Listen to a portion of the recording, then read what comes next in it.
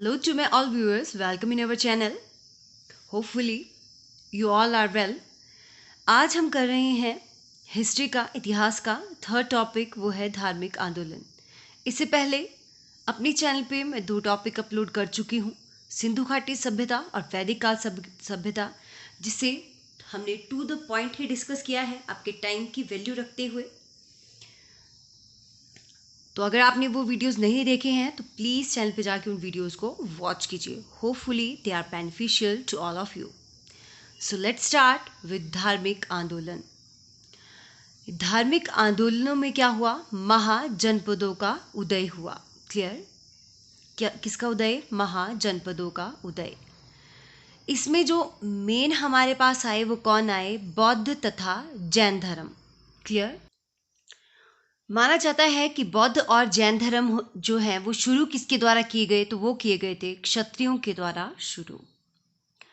ब्राह्मणवादी कर्मकांडों के विरुद्ध नास्तिक एवं अनीश्वरवादी बौद्ध और जैन धर्मों का उदय हुआ।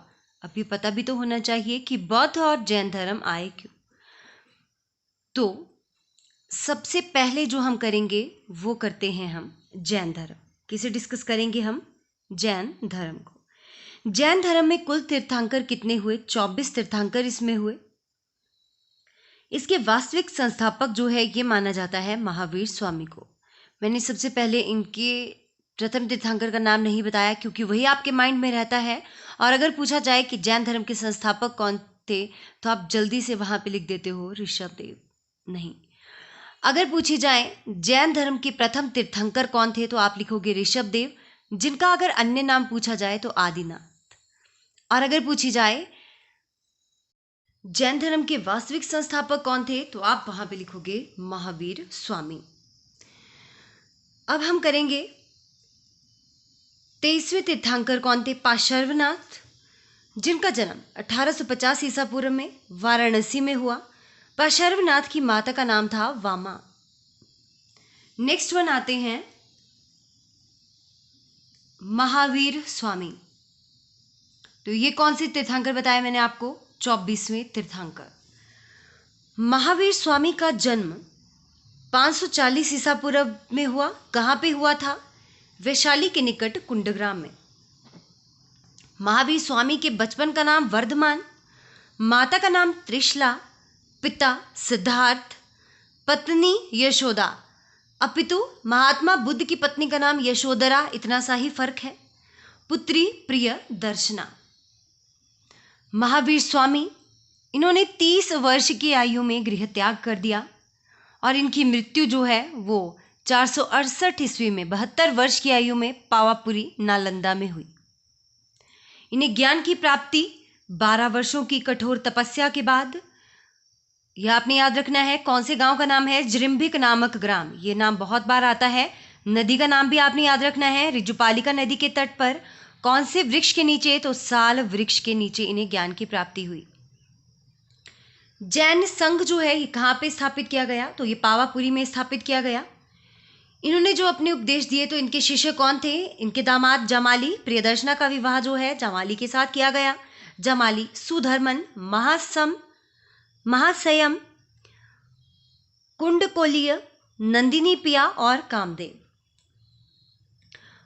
उसके बाद प्रमुख सिद्धांत जो है इनका वो कहलाया स्यादवाद। पंच महावृत्त जो इनके द्वारा दिए गए हैं वो कौन कौन से हैं? अहिंसा, सत्य, अपरिग्रह, असत्य और ब्रह्मचर्य। ये पांचों के नाम आपको याद रहने चाहिए। होपफुली आपको ये सभी अंडरस्टैंड हो गए। अब हम आते हैं महावीर स्वामी के द्वारा दी गई जैन संगतियां। प्रथम जैन संगति जो है उसकी टाइमिंग थी 322 से 298 ईसा पूर्व, जो पाटलिपुत्र में हुई। अध्यक्षता इसकी किसके द्वारा की गई? स्थूल भद्र के द्वारा। दूसरी संगति 512 ईस्वी में की गई पाटलिपुत्र में, और इसके अध्यक्ष कौन थे? देवर्धि, क्षमा, श्रवण। त्रिरत्न किनके द्वारा दिए गए हैं? ये भी दिए गए हैं महावीर स्वामी के द्वारा। त्रिरत्न में कौन है? सबसे पहले आता है सम्यक ज्ञान। तो सम्यक ज्ञान का अर्थ क्या होता है? तीर्थंकरों और सिद्धांतों में विश्वास करना। क्लियर? ये सम्यक दर्शन आता है। सत्य की अनुभूति का सही दृष्टिकोण मिलता है। किससे? सम्यक ज्ञान से। सत्य की अनुभूति का सही दृष्टिकोण। नेक्स्ट वन आता है सम्यक दर्शन। यह सम्यक ज्ञान इसे कहा जाता है। सम्यक ज्ञान का अर्थ क्या है? धार्मिक सिद्धांतों को पूर्णतः सही रूप से समझने का ज्ञान। ओके, धार्मिक सिद्धांतों को पूर्णतः सही रूप से समझना मिलता है।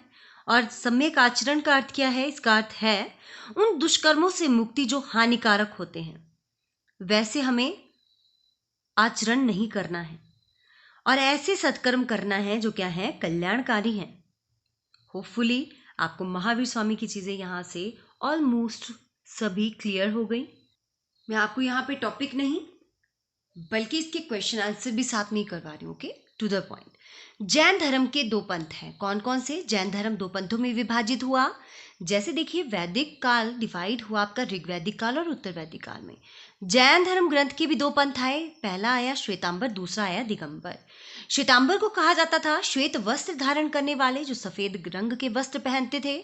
दिगंबर वस्त्रों का परित्याग करने वाले जो बिना वस्त्र के रहते थे। महावीर स्वामी की मृत्यु के बाद, देखिए महावीर स्वामी की मृत्यु आपको बता दी है कब हुई, तो उनके मृत्यु के बाद क्या हुआ? जैन संघ का प्रथम अध्यक्ष कौन बना? सुधर्मन। कौन बना? सुधर्मन। इनकी प्रायः बोलचाल की भाषा कौन सी थी? प्राकृत भाषा। तो जैन धर्म ग्रंथों की भाषा कौन सी थी? प्राकृत। धर्मोपदेश और आम भाषा ये थी, जबकि जो इनके धर्म ग्रंथ है उनकी रचना मुख्यतया अर्धमगधी भाषा में की गई है। तो अगर धर्म ग्रंथों की रचना आती है तो आप लिखोगे अर्धमगधी, और बोलचाल की और आम भाषा जो आती है जो लोग यूज करते थे या धर्मोपदेश की भाषा है वो कौन सी है? प्राकृत। अब हम करते हैं बौद्ध धर्म। तो बौद्ध धर्म अत्यधिक प्रभावशाली था, जिसका आकर्षण या जिसका प्रभाव जो है भारत में ना होकर अन्य देशों में भी पड़ा। बौद्ध धर्म के संस्थापक कौन थे? तो बौद्ध धर्म के संस्थापक थे महात्मा बुद्ध।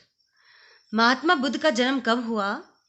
तो व्यूअर्स, महात्मा बुद्ध का जन्म हुआ था 563 ईस्वी में लुम्बिनी के निकट, कपिलवस्तु के निकट।